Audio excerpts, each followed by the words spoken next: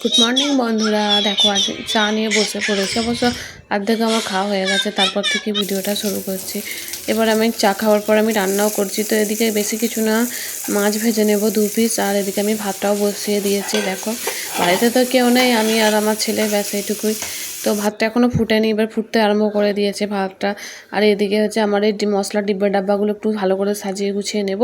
আর এদিকে বলো না, মিক্সারে একটু টমেটো পেস্ট করতে যে পুরো ছড়িয়ে গেছে চারিদিকে, দেখো একদম। তো এখানটা আমি একটু ক্লিন করে নেব।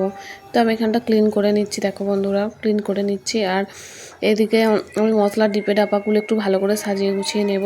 তো যেগুলো রেগুলার ইউজ, চা, চিনি আর যে রেগুলার মশলাগুলো লাগে, তেল এগুলো আমি এগুলো সব নিচেটায় রেখে দেবো। আর উপরটাতে হচ্ছে যেগুলো রেগুলার লাগে না, মাঝে মাঝে লাগে, যেমন ঘি টি এসব বা মশলা, মিট মশলা এসবগুলো ওপরটায় রেখে দেবো। ঘরটা দেখো আমার বাচ্চারা একদম কীভাবে ছড়িয়ে গুছিয়ে রেখে দিয়েছে।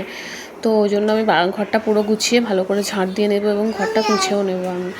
তো আমি ঘরটার দিকে ঝাঁট দিতে লাগছি। তখন ভাবলাম যে শুধু ডাল ভাত আর মাছ ভাজা, সাথে যদি একটু ডাল আলু ভাতে হয় তাহলে বেশ জমেই যাবে।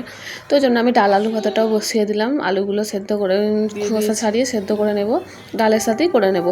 এদিকে আমার ডাল বসিয়ে দিয়েছি, হয়েও গেছে কুকারে। আর এদিকে থালা বাসন কটা ছিল, ওগুলো আমি ধুয়ে নিয়েছি। আর আমার জানলার ভিউজটা দেখো, পুরো নিমের হাওয়া। আর এদিকে আমি ঘরটা ভালো করে গুছিয়ে নিয়ে আমি ঘরটা সুন্দর করে পুছে নিয়েছি, গোটা ঘরটা। আর এদিকে দেখো আমার বাচ্চাটা কেমন জানলায় দাঁড়িয়ে দাঁড়িয়ে আইসক্রিমওয়ালা দেখছে, আইসক্রিম খাবে বলে জেদ করছে।